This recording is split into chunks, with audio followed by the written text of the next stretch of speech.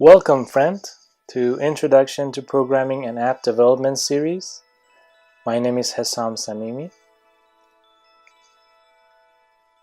Let's start by a minute of meditation together so you can close your eyes, offer your gaze gently above the horizon in a relaxed way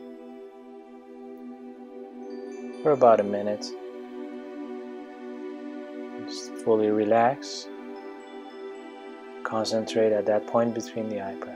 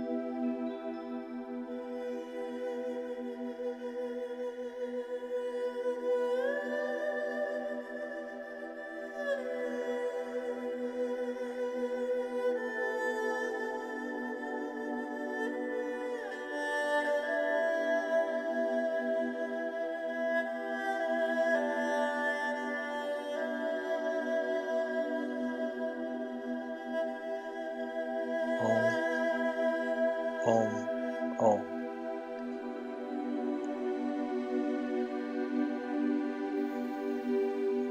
So this is a class where you learn the principles of programming and app development for both iOS, which is for making apps for iPhones and iPads, Apple products, and Android for Android devices. To learn the basics of programming, we're going to work with the Swift programming language, which is used for iOS development. And in order to build apps using Swift, and you need the Xcode on your computer, which you can download. But if you just want to learn the language, play around, what we're going to do is look at a website called iswift.org/playground, where you can go ahead and just practice the language there without having to download it.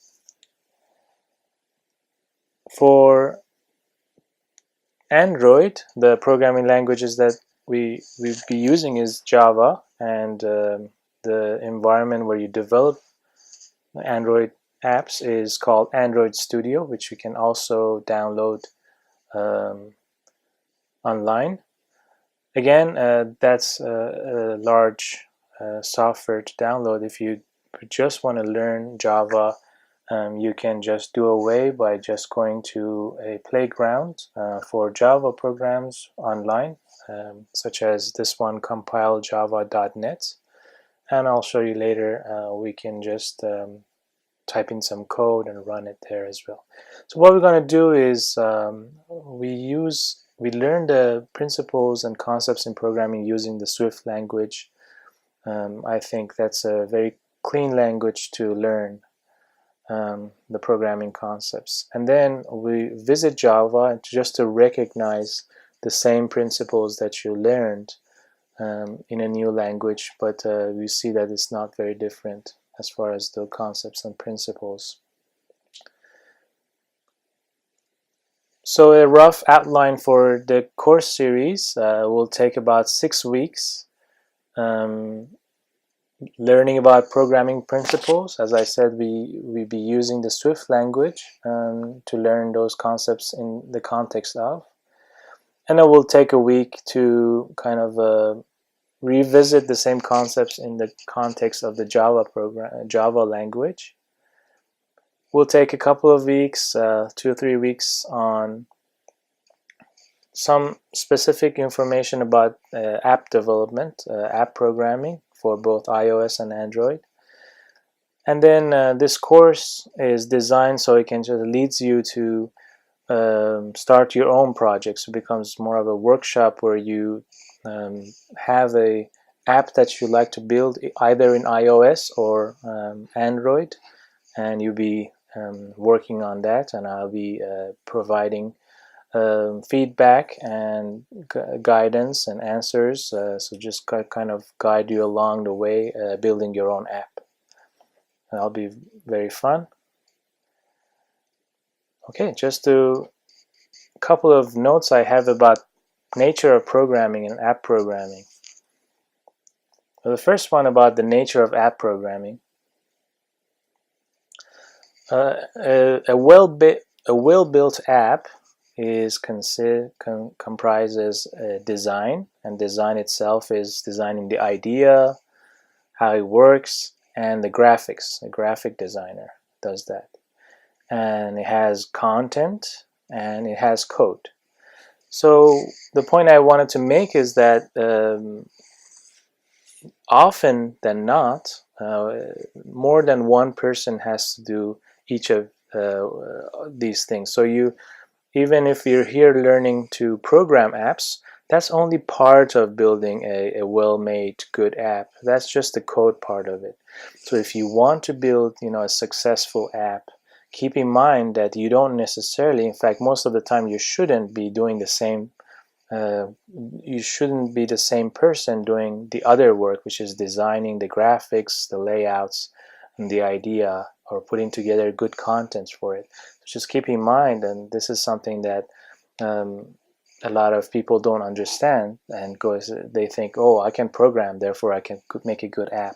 Well, it's not the case. You want to have the professionals, the experts, do their part. If you happen to be good at both programming and design, maybe you can do away with doing those two yourself, but most of the time you want to get the right people to do the right parts.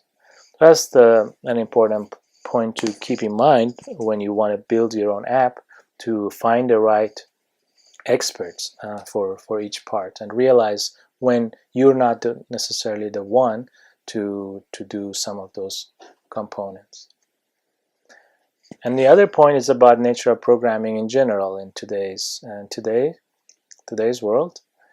And the point is that most of the programming, even the experts, isn't starting from scratch. We don't want to reinvent the wheels. There's so much stuff, so much code, and all free online, and a vast majority of what the programmer does, whether it's for apps or other software, is looking online, Googling for how to do X, finding components that match what you need, and then just be able to recognize them, find them, and adapt them to your own needs for the specific program that you're working on. So there's nothing wrong with that, but what we need to do, and what the aim in this course is, to give you and have the right background knowledge and principles of programming, so you'll be able to quickly search and find what you want, recognize what is a good piece of a solution to what you want and what is not, and be able to understand it and then adapt it for your own needs. And that's a big part of programming. And if you be building apps, most of the time you'll be doing just that. So what's different about this class than most of other classes out there?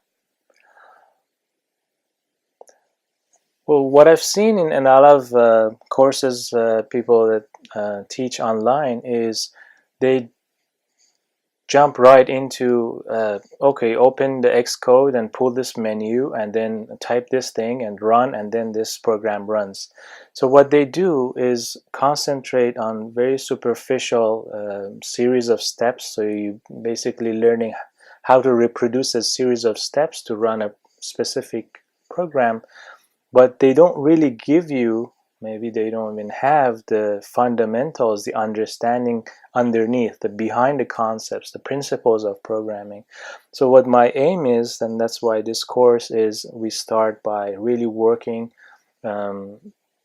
understanding the concepts of behind programming, is to give you the knowledge and background knowledge to be able to work with any language or any library that comes along.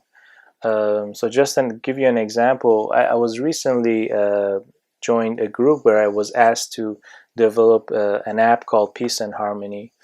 And I actually, my background is in programming languages, so I've done programming since I was in middle school, and then I spent many years in graduate school, and then after that I was in academic research on programming languages. So I'm very knowledgeable in programming languages, but my job wasn't in development, so I actually hadn't done app development before when I started this project.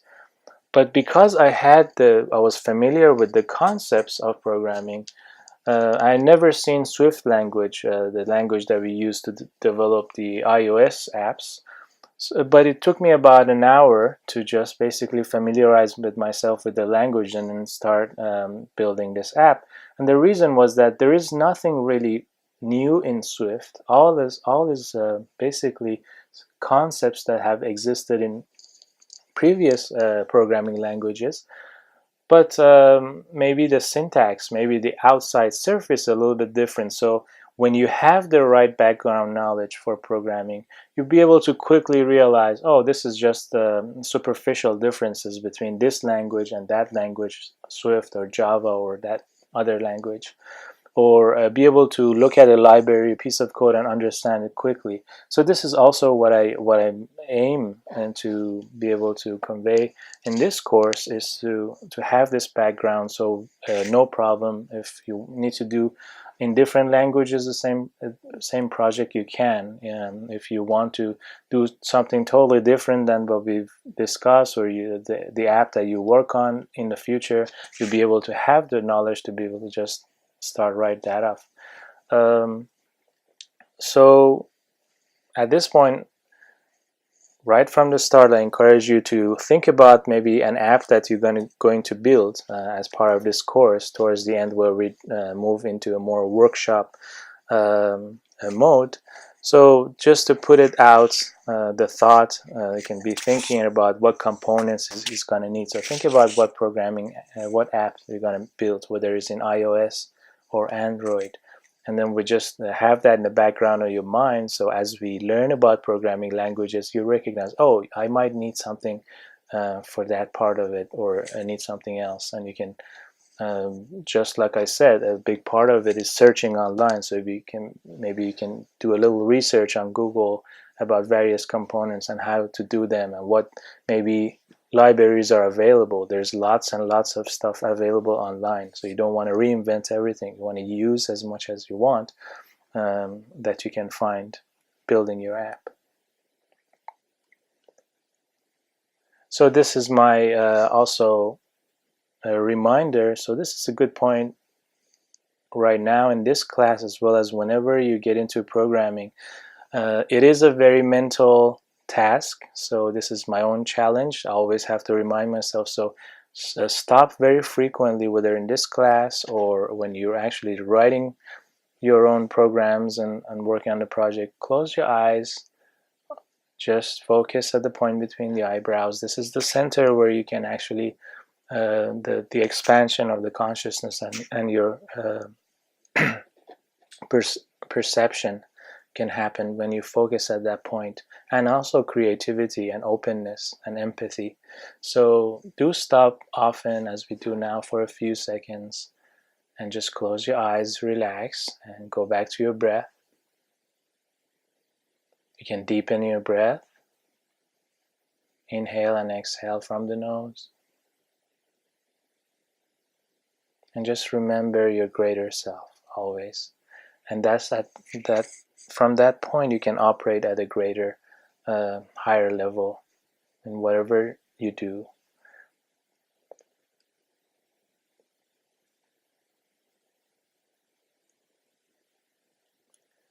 Okay, so slowly let's come back to the class. So we can now start on the programming languages lecture. And throughout this class series, for the lecture parts, we're going to cover important concepts in programming, and some of them have to do with what's called functional programming, and then as well as imperative programming and what's called object-oriented programming. So both Swift and Java involve concepts, important concepts that occur in the one of these three types of programming, and we're going to get to that. As I said, we're going to cover these concepts primarily through the Swift language, and then we'll revisit them in Java, so you can, whether you want to work on iOS or Android, you have the background and knowledge to do that. So let's start with functional programming. So let's just jump right into learning Swift language. As I said, if you have Xcode, then you can run Swift locally on your computer, your laptop, your personal computer.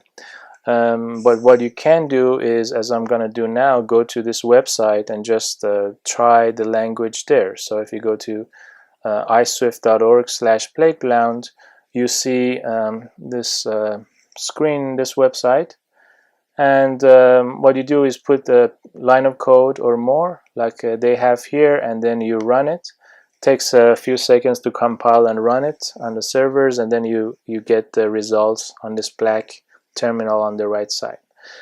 Because I do have Xcode on my computer, I will go ahead and just run it locally on my own computer because it's faster. And in order to just play and run Swift as well as Java programs, we don't need to use Xcode or Android Studio, because you use them when you actually want to build a whole app and project, so there's a lot of steps involved, and it kind of slows us down. So what I'm going to do is, once you have Xcode, you can actually go to a terminal, and if you just type in Swift in the terminal, then you get an interpreter for the language where we can actually just go ahead and play with the language. So here's the terminal, but we can do the same thing that was in the website, in the playground they had. So we can just say print hello world, and you see hello world. So that's our first line in Swift.